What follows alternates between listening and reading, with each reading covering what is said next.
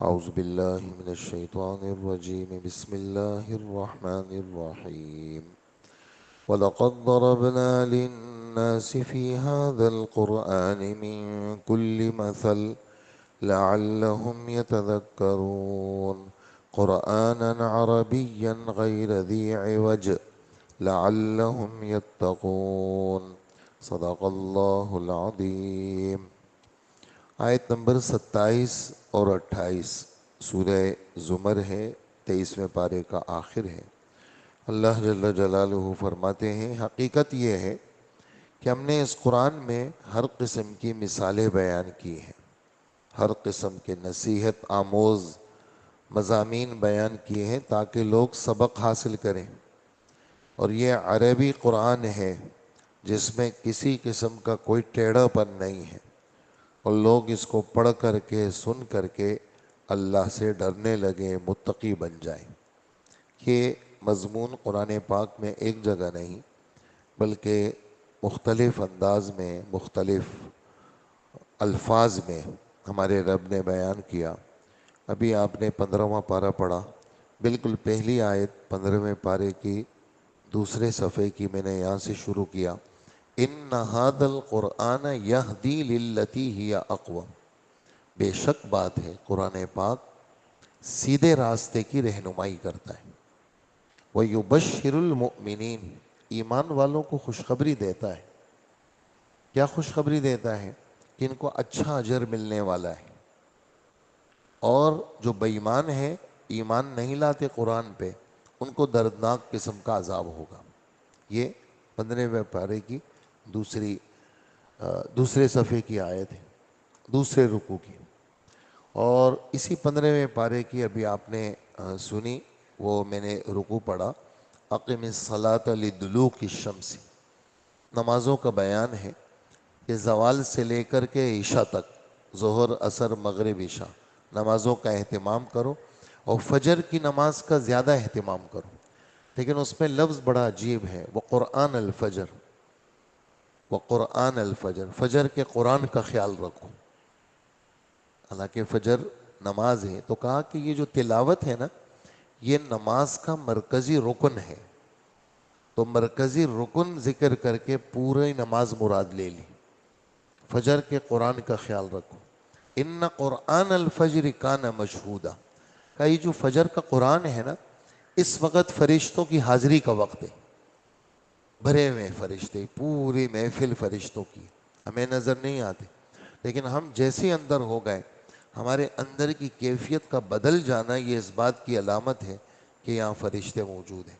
ان قرآن الفجر کان مشہودا، صبح فجر کے وقت میں فرشتوں کی حاضری کا وقت ہوتا ہے، اور ڈیوٹیاں بدلتی رہتی ہیں، ڈیوٹیاں بدلتی رہتی ہیں، رات والے فرشتے موجود، اور صبح جو دن میں ابھی کام کریں گے وہ بھی موجود، اور وہ لکھتے ہیں۔ ابھی جو رات والے ہیں وہ چلے جائیں گے تو وہ حاضری لگائیں گے ڈبل۔ کیا مطلب ڈبل؟ وہ کہیں گے، وہ یعنی ان لوگوں نے جو ابھی جو فرشتے ہیں دن والے، انہوں نے بھی لکھ لیا کہ عبداللہ نے یہاں فجر پڑھی ہے، اور رات والے فرشتوں نے بھی لکھ لیا کہ عبداللہ نے فجر پڑھی۔ پھر یہی دن والے فرشتے عصر کو بھی لکھیں گے، یہ تو چلے جائیں گے، لیکن رات والے جو فرشتے آئیں گے وہ بھی عصر لکھیں گے، وہ یہ دو نمازوں کو ڈبل لکھتے ہیں۔ اور پھر ایک اور عجیب نکتہ ہے، اللہ کے رسول صلی اللہ علیہ وسلم سفر میں ہے، تو وہ صحرا کا سفر ہے، آسمان نظر آ رہا ہے، اور اس پہ حضرات صحابہ کرام لیٹے ہوئے، رات کو چاند کو دیکھا، تو صحابہ نے اللہ کے رسول سے ایک سوال کیا، اور فرمایا کہ اللہ کے رسول، ہم جنت میں اللہ اگر ہمیں لے جائے، ہم اللہ پاک کو کیسے دیکھیں گے؟ دیکھنا تو ہے، لیکن زیارت، کسی بڑی ذات کی زیارت ہوتی ہے تو رش لگ جاتا ہے، اور رش کے اندر پھر جو طاقتور ہوتے ہیں وہ آگے بڑھ جاتے ہیں، کمزور پیچھے رہ جاتے ہیں، تو ہم اللہ کی زیارت کیسے کریں گے؟ اب اللہ کے رسول نے مثال سے سمجھایا کہ تم سارے اس وقت لیٹے ہوئے ہو، دیکھ رہے ہو چاند کو، اور یہ چاند جو تم دیکھ رہے ہو 14ویں رات کا چاند ہے، نظر آ رہا ہے، اس میں تم اپنے اپنے بستروں پر لیٹے لیٹے چاند کو سہولت سے دیکھ رہے ہو یا دھکے دے رہے ہو؟ نہیں اللہ کے رسول، ہم تو بڑے سہولت کے ساتھ چاند کو دیکھ رہے ہیں۔ فرمایا ہا قضا سترون ربکم، تم اپنے رب کو ایسے ہی جنت میں دیکھو گے۔ اور پھر فرمایا کہ جنت میں دیکھنے کی ایک شرط ہے، کوشش اس بات کی کرو کہ تم پر کوئی مصروفیت ایسی حاوی نہ ہو جائے۔ یہ لفظ، یہ میں اس کا حاصل ترجمہ کر رہا ہوں، جو ہمارے نبی کے الفاظ ہیں اس کا حاصل مفہوم یہ ہے کہ کوشش اس بات کی کرو کہ کوئی مصروفیت تم پہ حاوی نہ ہو جائے، فجر اور عصر کی نماز میں کمزوری نہ آ جائے۔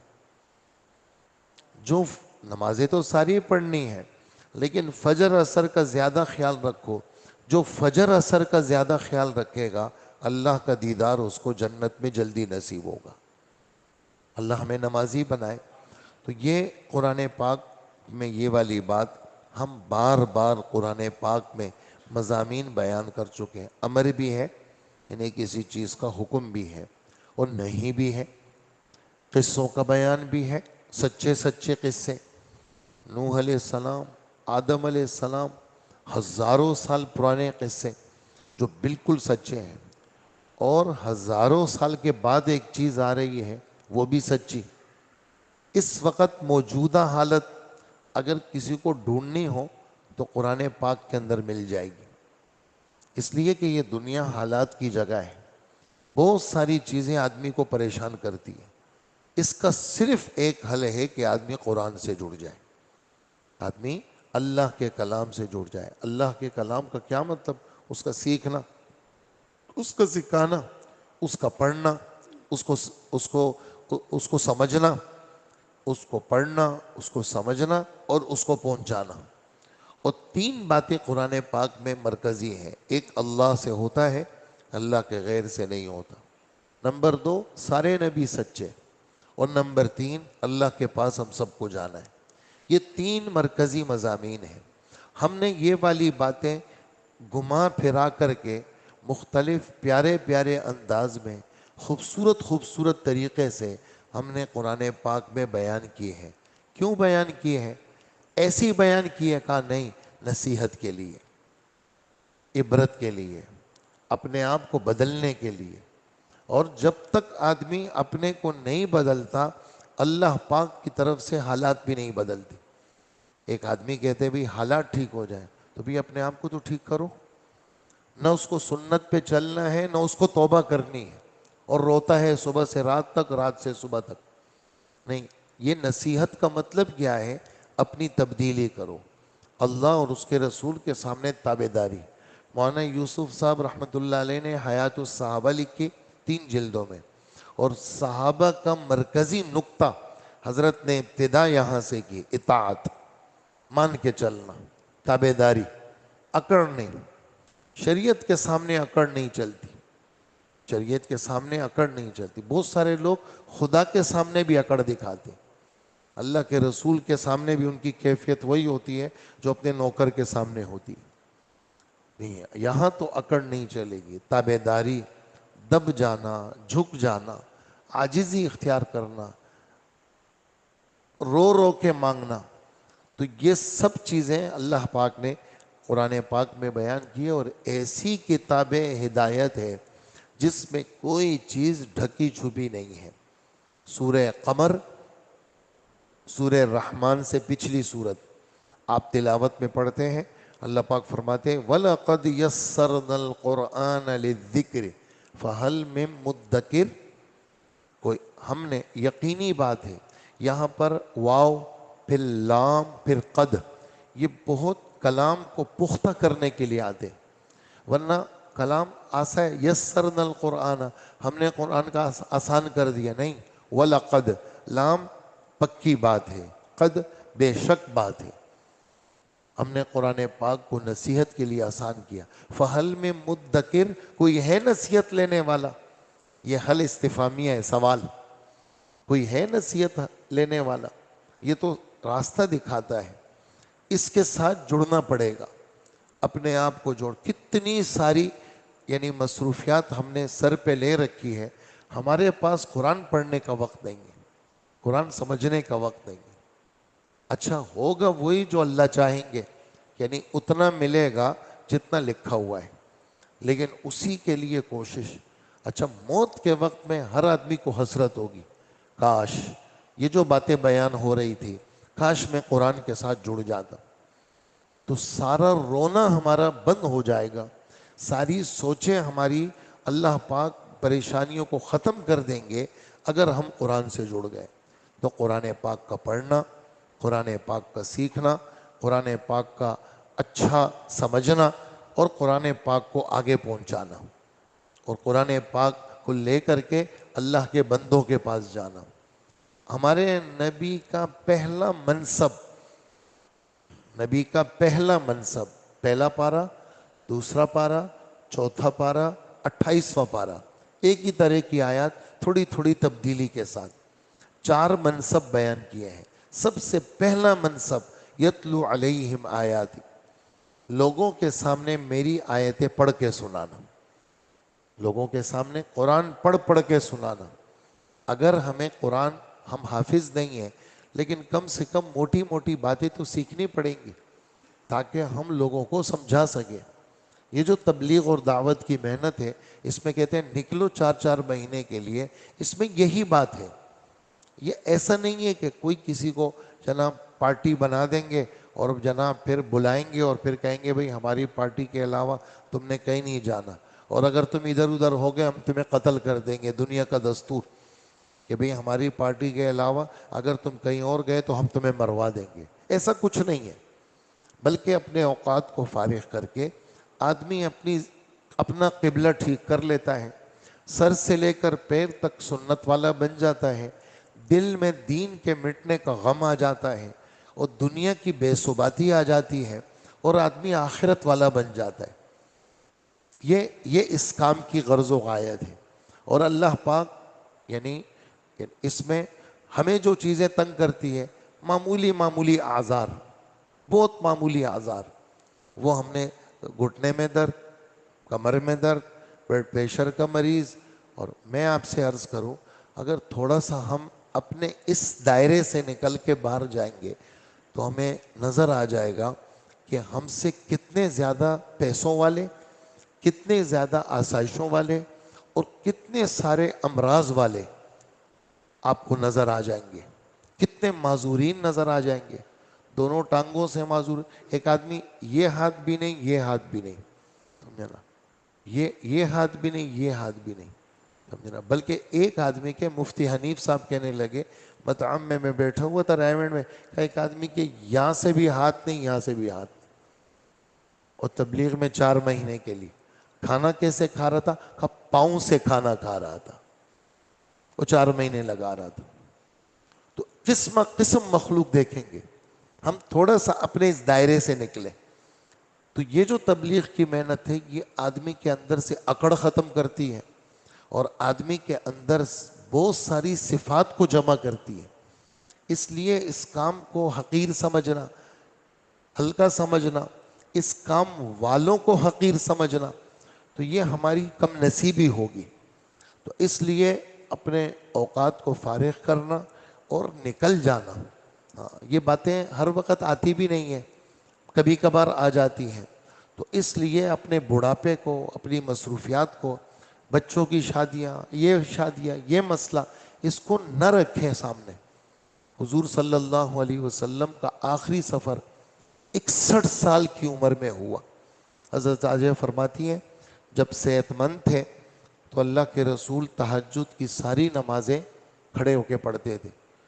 ہماری آپ جیسی تہجد نہیں تھی. ہماری کل سبق میں حدیث گزری ہے، اللہ کے رسول 1 رکعت میں سورہ بقرہ پڑھتے تھے، 2.5 سپارے سورہ بقرہ حضور پڑھتے تھے. حضور کا پڑھنا کیسے تھا؟ اور اس سے زیادہ حیرانگی والی بات بتاؤں، اسی سورہ بقرہ 2.5 سپارہ پڑھنے کے بعد رکوع بھی اتنا کرتے تھے جتنا سورہ بقرہ میں ٹائم لگا. اب آپ بتائیں، سمع اللہ لمن حمدہ میں کھڑے ہو کر کے جو دعائیں پڑھتے تھے اتنا پڑھتے تھے جتنا رکوع میں وقت دیتا تھا، سجدہ اتنا لمبا کرتے تھے جتنا رکوع میں وقت گزرا، جلسے کے اندر اتنا بیٹھتے تھے جتنا رکوع میں، اور پھر دوسرا سجدہ، پہلی رکعت میں سورہ بقرہ، دوسری رکعت میں دوسری سورت آل عمران، تیسری رکعت میں سورہ نساء، چوتھی رکعت میں سورہ مائدہ۔ آپ اندازہ لگائیں 7 سپارے 4 رکعت میں کھڑے ہو کے پڑھ رہے ہیں، اور ایسے ہی رکوع۔ کوئی ہے آج کل کے دور میں؟ کوئی بھی نہیں ہے۔ اور ہمّا جان فرماتی ہیں جب بدن مبارک بوجھل ہو گیا، بڑھاپا آتا ہے، اٹھنا مشکل، کھڑا ہونا مشکل، ایک جگہ بیٹھ گئے تو اب ہل نہیں سکتے، جب یہ کیفیت ہو گئی تو اللہ کے رسول کی اکثر نماز پھر بیٹھ کے ہوتی تھی، تہجد کی نماز بیٹھ کے۔ تو 61 سال کی عمر میں کتنا لمبا سفر کیا؟ مدینہ سے پیدل تبوک گئے ہیں۔ تبوک بہت دور ہے، اردن کے بارڈر پر ہے، مدینہ سے تبوک گئے ہیں۔ اور آپ حیران ہوں گے، ایسا نہیں تھا ہمارے نبی کے پاس بہترین گھوڑا تھا جی یوں جا رہے، نہیں، اونٹ کی سواری، ایک ایک اونٹ پر 10 لوگ باری سے سوار ہوتے تھے۔ اب اندازہ لگائیں کہ بھئی 3 کلومیٹر ایک آدمی چلے گا، تو نبی کا نمبر کب آتا تھا؟ 30 کلومیٹر کے بعد۔ اکیلے آپ سواری پہ سوار نہیں ہوئے، اسی باری والی اونٹوں پہ سوار ہوئے۔ سخت گرمی تھی مدینہ میں، وہاں موسم اچھا تھا، 61 سال کی عمر میں پیدل گئے ہیں۔ تو یہ ہم سب کے لیے یہ عبرت کا سامان ہے کہ یہ قرآن ہمیں سمجھ میں تب آئے گا جب ہم اللہ کے راستے میں نکلیں گے۔ اس کے مضامین سیدھے مضامین، ٹیڑھے مضامین نہیں ہیں۔ اس لیے اس تبلیغ کے کام کو حقیر سمجھنا، 2 نمبر لوگوں کا کام سمجھنا، یہ تو سارے ہی ایسے ہیں۔ یہ بدبختی اور کم نصیبی کی باتیں جو اس طرح سوچتے ہیں۔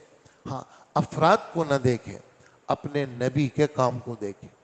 اور اس کام کے جڑوں کے اندر علماء کرام ہیں، آج بھی علماء کرام ہیں، اور جو اس کو شروع کرنے والے تھے وہ بھی علماء کرام، سب اللہ والے لوگ تھے جنہوں نے اس کام کو شروع کیا۔ تو اس لیے ہمارے رب فرماتے ہیں ہم نے قرآن پاک کو تمہارے سامنے اس لیے بیان کیا تاکہ لوگ نصیحت حاصل کریں۔ عربی زبان میں ہے، چونکہ اس قرآن کے مخاطب اس زمانے میں عرب تھے، اور اس قرآن پاک میں ٹیڑھا پن نہیں ہے، سیدھا سیدھا قرآن ہے، سیدھی سیدھی باتیں ہیں، آ جاؤ اور لے لو اس کو۔ اور کیوں ہے یہ، ہم نے کیوں اس کو ایسا اتارا؟ تاکہ لوگ مجھ سے ڈریں اور متقی بن جائیں۔ اللہ مجھے بھی نصیب فرمائے، آپ کو بھی نصیب فرمائے۔ الحمدللہ رب العالمین۔